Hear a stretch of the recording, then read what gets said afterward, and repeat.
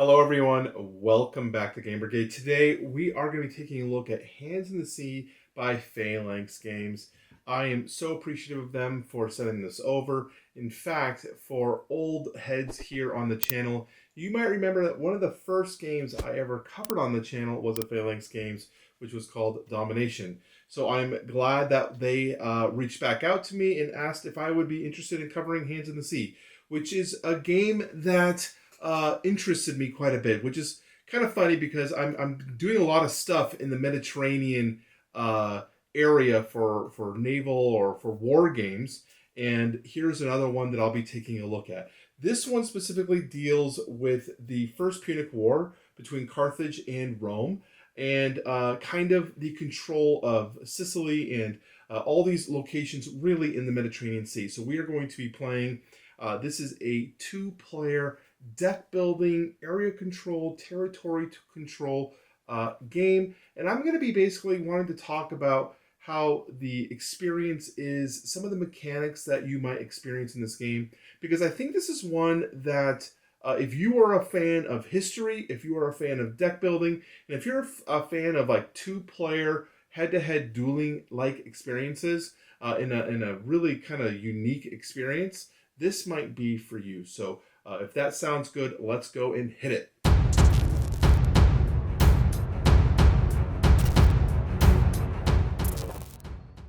So we're going to do a really quick overview of what we're looking at on the board here. So right off the bat, this is a kind of almost abstract-ish view. Not quite, but because of the color, some people can consider abstract view of the Mediterranean Sea with Rome over here. We got North Africa over here with some of the locations here with like Sicily and whatnot and Corsica.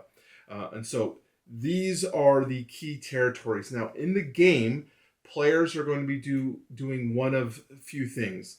They're going to be trying to secure different types of colonies or towns, raising some of their cities from towns to cities, eventually trying to gain control of Syracuse down here, and eventually trying to secure the most victory points to win. There are multiple ways that you can potentially win this game, but eventually it's going to be trying to either get the most prestige points or getting the most victory points and getting a lead over your opponent. So how do we do that? Well, this, as I said, is a deck building game. So you're going to have a deck of cards, and these are asymmetrical. So the Carthaginian deck and the Roman deck, they play completely different. The Carthage faction over here more deals with their naval power and their economic might. So they're going to have a lot of ways that they're going to be able to generate money, and their use of the seas and to be able to move around with their navy is very, very powerful. While Rome has a lot more military might, but they also have the ability to make their towns into cities, which gives you more income. And they have this kind of the straits here between these locations gives them a little bit of a foothold already down here in Sicily. So this is a really interesting way to kind of start the game with this asymmetrical deck building portion. Now let's talk about how the actual decks work. Okay, so in each player's hand, they're going to have 5 different types of cards. And these cards kind of have different types of iconography that you can find on there. And they basically are providing different types of resources or movements. Now, the most important thing, the way I can tell about it, is when you're looking at the top portion of the card, it is completely different and separate from the bottom portion of the card. And so when you're looking at a card, you're going to have to decide if you're going to be using it for its top portion or its bottom portion. So the easiest thing to do is if you look at, say, this Tartinium here, it's got pictures of routes that it can go to. These are the connecting points that this location provides. It allows us to activate or target any of those points as long as we have some sort of supply or control with them. So if there's a naval fleet blocking us or whatever, we won't be able to use our navy, but we still have access on the roads to also target these other cities. So let's give a quick example. So if I want to play Tartinium, I can use this location to activate and potentially, if I wanted to invade this location or potentially attack Syracuse. But because it is a water territory, I would have to look at my bottom portions of my cards and see if any of them had a boat. Now, in this specific situation, I don't have a boat. Remember, Rome's navy was never very powerful in the beginning of the game. In fact, we don't even start with a naval power. But if I had a boat location like this one here, I could target with Tartinium and say, I'm going to target Syracuse with Tartinium. The method of my travel will be through boat. Again, if it was a land passage through roads, you would target with a horse, but not in this case. And because this is a conflict, we are going to go ahead and engage with the sword. So that's kind of the idea of how this works. And so multiple ways you can do that. Capturing these basic towns could be the same way. If I wanted to go and capture this location, Tenerius, I could do the same thing. I'm going to target with Vela, which is here, and it's going to be targeting here. Again, I would need a boat because we need a way to get there, and we would just do that. And then if that was the case, we would actually just place our new colony in this location. Now, this is a deck builder. So with all deck builders, you're adding cards to your hand, to your deck, and you're going to be trying to formulate your deck and making it a better deck as you go. So one of the ways you do it is by capturing these colonies. There is a neutral deck here of all of these different regions on the board that have these cards. So I would look for the matching card. It's actually right here. And I would add it to my discard pile. Now you can see that I'm now by adding this card into my deck, I'm not only including more additional abilities, but it's also giving me a new staging area for me to launch additional operations, try to take more territories, and eventually even attack my opponent if I chose to do so. So that is the basics in terms of kind of the card management system. But there are other ways that we're going to add cards into the deck. The other way that you would do that is by what is called the Empire deck. This is a deck that's face up, so this is all known information. This is not a hidden deck. But these are cards that you can eventually purchase with gold coins that you can collect through different methods, from cards that have coins on them or for your capital cities between each round. We'll collect gold, and you could purchase these coins to add them into your deck to give yourself additional powers. Now, this is a sword, so this is going to give me additional combat power when I am going to combat. This is an allied infantry. It's a little cheaper. It can also be bribed from me, which is an ability that my opponent could play. And it also only works, it's kind of a halfway. It can work really well in defense, and it's okay in offense. So there's a bunch of different types of cards that you can use. There are also, so those are all combat cards, but there's also different types of cards that are just ability cards. These are event cards, action cards that I can do. So for example, this one, discard any number of cards that have this symbol on them. So any of those cards, like the one that I just got from here, has that same matching symbol. I can discard any of those matching cards to collect 2 gold for each one of those symbols. So if I am building my deck, if I'm crafting my deck and getting a lot of those different types of resources that have those matching symbols, maybe it's prudent for me to get that merchant card because it's going to give me a ton of money. Plus, it's going to be discarding those cards out of my hand so that I can kind of, craft my hand for future engagements to might have more my action cards that are combat related or whatnot. So there's a lot of ideas going in here with the deck building option. Now, this is also asymmetrical. So while the Carthaginian player has similar cards, they do different things and they kind of lean a little bit more differently. So Carthage is going to be a lot more dealing with their war elephants, some of their raiding and their cavalry, more of their merchant and economic prowess. While Rome is going to be dealing more with their different legions that they can get, their consuls, their praetors, different types of units that are going to be more combat based. Now, Rome is not just a dog here, though, in the naval combat aspect. While they start with no navy, there are up here some strategy cards. And the strategy cards are kind of like technology cards, if I were to give you an easy way to do it. And you could purchase these cards and add them to your strategy card section. And these are kind of passive abilities or activated abilities, actions that you can activate that can give you a power that only you can have because you control this card. Now, there are some that are purple bordered. Those are neutral, so that means either player can buy them. But you can see that this one up here on the top has a red border. That means only Rome can purchase this. If there is one with a blue border, only Carthage could post that. So there are cards that are going to be specific to their faction here in the strategy deck section. And based on its location in the menagerie here, there is a different cost. So while this one does cost 4, because it's strategy card 2, there is a +1 to it. But you know what? This action is pretty powerful. So right now I have no navy, remember? And Carthage can potentially shut down my supply lines, which we'll talk about here in a second, with their fleets. So maybe I want to kind of build them up. So I'm going to buy this card, and it says for 1 action, I may build 2 warships instead of 1, which is normal, for 5 golds, and 1 card with a head on it. So if I had a card that has a head on it, that's what we called it, was a head when we played. We could then do that. So I would do that, spend my gold, put that over here, and I'm going to go ahead and get 2 warships. So now that I have my navy built, I have a little bit more power to deal with my opponent, and I could kind of power this up and get more navy ships quickly, potentially getting all the way up to power 8 within 2 or 3 turns here. And then I could then discard this because it's no longer needed and focus on getting another asymmetrical power card that might help me elsewhere. Now, I mentioned that there are things like resupply. Now, this is a very, very, almost like top of the line importance for how this game works.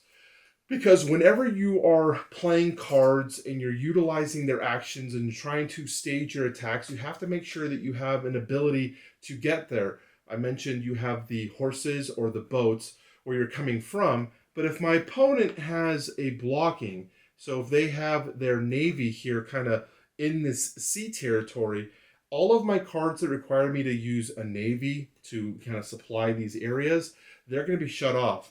Also, when I'm involved in combat, if I'm using cards that have a navy boat, I wouldn't be able to do that because the Carthaginians here are completely shutting me down with that. They're cutting off the supply. That is why sometimes getting these capital cities that are indicated by these triangles here are super important to get those footholds for either player. Now, luckily, Carthage starts with a capital city here, while Rome doesn't. So they are very, very interested in taking over Syracuse as soon as possible so they can get a foothold down here in Sicily so they can fund their war efforts, not having to rely on the Italian mainland. So the supply is very, very important to understand that. Of course, I'm not here to explain the rules, but it is another factor that is adding on top of the overall mechanical experiences of the game. Now, on top of that, there are things that will occur at the end of each round. And the event is triggered, the round end is triggered when the Carthaginian player draws their final card in their deck. They will be triggering the end of the round, which will follow down the steps. We're not going to go over that, but we are going to talk about the event cards that are part of the end of round session. So you have the event deck here. You will draw the top event card here. And this says Allied Support. And the top of the card, there are dice. You have 1, 2, 6. And some of them might have better values for the blue player or the red player. This one's called Bad Omens. There's more red potential dice. Same thing here with Storms at Sea. Rome's got a lot of bad stuff coming up with all those cards. But effectively, you will take the dice and roll it, hit a 5. So the 5 is Rome. So we would have to read this. It says, the player may draft any 1 neutral empire card or build 1 warship for free. So that was actually beneficial for Rome. So we got some allied support. So I could draft these mercenary cards. They're very similar to the empire deck that I had here, but these are neutral cards. So it gives you each faction maybe a taste of what the other faction does. So if you want to get some more navy or get some more mercenaries or ways to raid your opponent, that's what these kind of decks are for. Or I could build a warship. So remember I had 2 warships. I'm going to do that. I'm going to go up to 3 warships. I mean, it gives me a little bit more strategy power over my opponent. And then this card is discarded. So like I said, these are going to be, occurring. And there's a whole slew of them. There's a big deck of these, at least in this prototype, that will allow you to kind of get some flavor and get some different experiences. And it really plays into the kind of historical nature that this game is set in. So that is overall the game in a real rough nutshell with some kind of talking points about it. But let's talk about some of the mechanics deeper on a level. That way you can kind of get my thoughts on this game. The first thing that I want to talk about are the deck building aspects of this game. Now, deck building is one of my favorite mechanics of a game. And so seeing this kind of strategy historical war game that's also a deck builder very much intrigued me. Talking about the deck building, there's a few things that are really cool. So you have your card of basic cards that kind of just allow you to set forth and collect these territories, which gets you victory points. Each time the campaign card is done, you get a victory point for all of your locations that you control. You get money for your gold as well. But the interesting part about this game, when you're trying to do that, because your initial idea is, well, if these are all victory points, I want to kind of spread out and get as many territories as I can, right? That just sounds logical, right? You kind of like, I want to kind of spread across.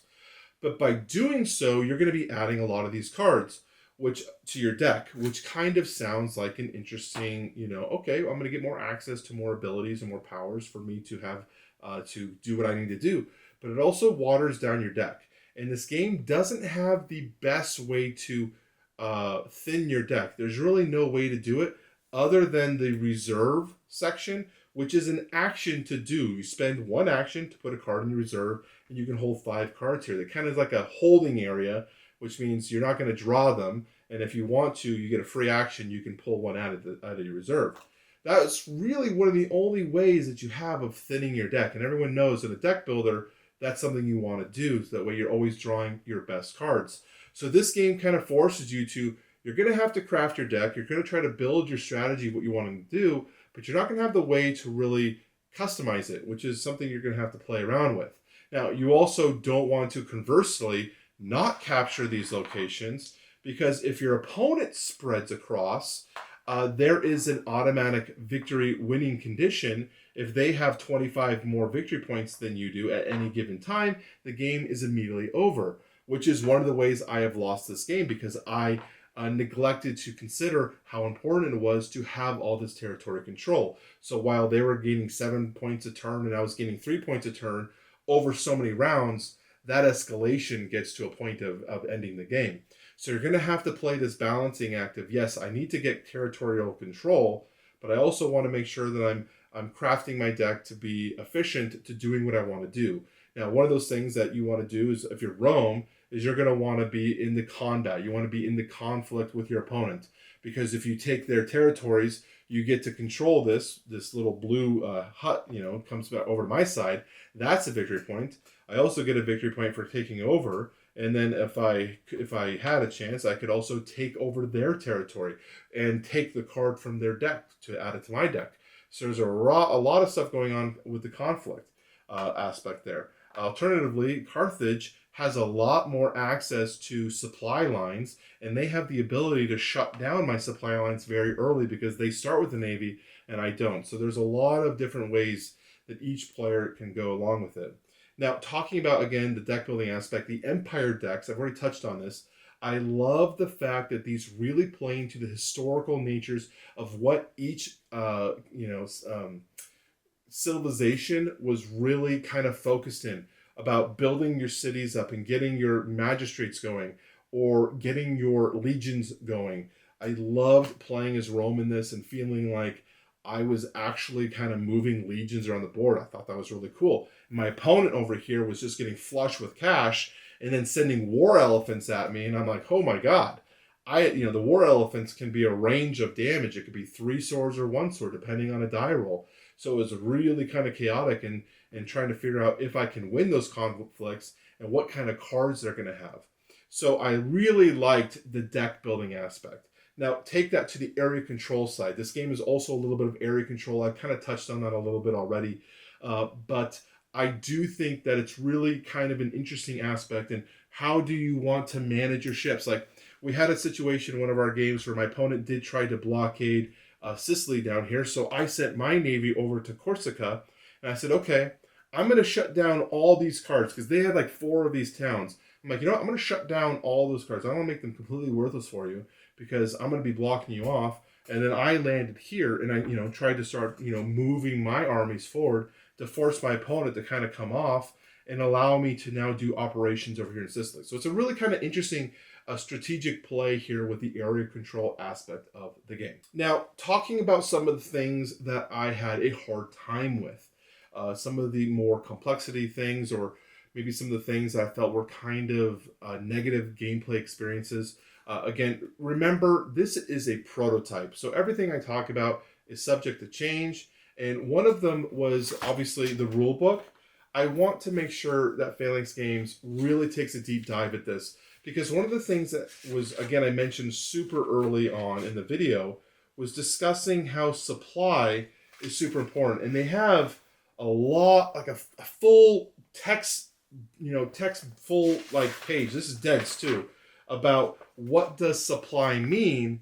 And it still at times felt convoluted to truly understand what exactly it was. What exactly are you guys trying to convey here with these rules and understanding of making sure? So I just want to make sure, like, when you have such a rule that is so important to like the core concepts of what we're doing here with the resupplying and make sure your units have the ability to actually perform war, you want to make sure it's really locked down. So that was the only kind of complaint. Otherwise, the rule book was pretty good. It does have a lot of examples, but sometimes the examples didn't cover the specific niche thing that we were trying to answer, which is always frustrating. So let's talk now. Final thoughts about Hands of the Sea. So overall, I was very, very impressed with this game. I enjoy historical games, so understand my biases coming into this. I am a Roman history nut. I enjoy that time period. But the Mediterranean and the battles with Carthage, I'm always, whenever I did my reading, it was mostly with Gaul or Britannia, mostly the northern campaigns. And this is still very rich in a lot of history and dealing with a lot of the important things that happened. And it's kind of part of the point of when Rome was kind of overexpanding. They had the opportunity to control this Mediterranean, and they probably would have been fine.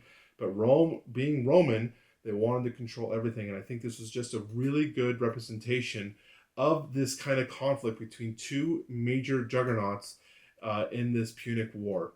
I do think the gameplay is pretty good in terms of the flowing nature of this. I like the fact that most of the deck building aspects are fully open knowledge, so people know kind of what you're building and what your strategy is going to be, and maybe how they're going to counter that, or what kind of strategy they want to do. And there's that really interesting kind of tug of war going on there, that balancing act. So I really thought that was interesting. And also, as I mentioned multiple times in this video, I really like the fact that they're playing into the real historical history here, the historical history of how these factions operated, some of the cards you might see, maybe even some of the events and the things they deal with, the sea storm knocking out some of your navy, just things that can affect you, that just bring you more into the world. Now, I have seen some comments online referring to the graphical nature of the game, and they think that maybe the graphics aren't the way. I actually, after playing it, got used to this kind of design, and I think it does feel really kind of Roman or Mediterranean, or pre BC 200 BC era. To me, it seems like it really works. So I'd like to recommend that you give it a shot. Take a look at other videos, maybe other reviewers. Take a look at the campaign page and see what you guys think, because I really enjoyed this one. I think it might be a sleeper if you're part of that kind of wargaming, historical person, deck builders, or two-player dueling games. I think this could fit into your collection and those natures. So anyways, my name is Brian. Thank you guys for watching. This is Game Brigade. Remember to hit the subscribe button if you're new here, if you enjoyed this type of deep dive content. And anyways, I will talk to you very soon.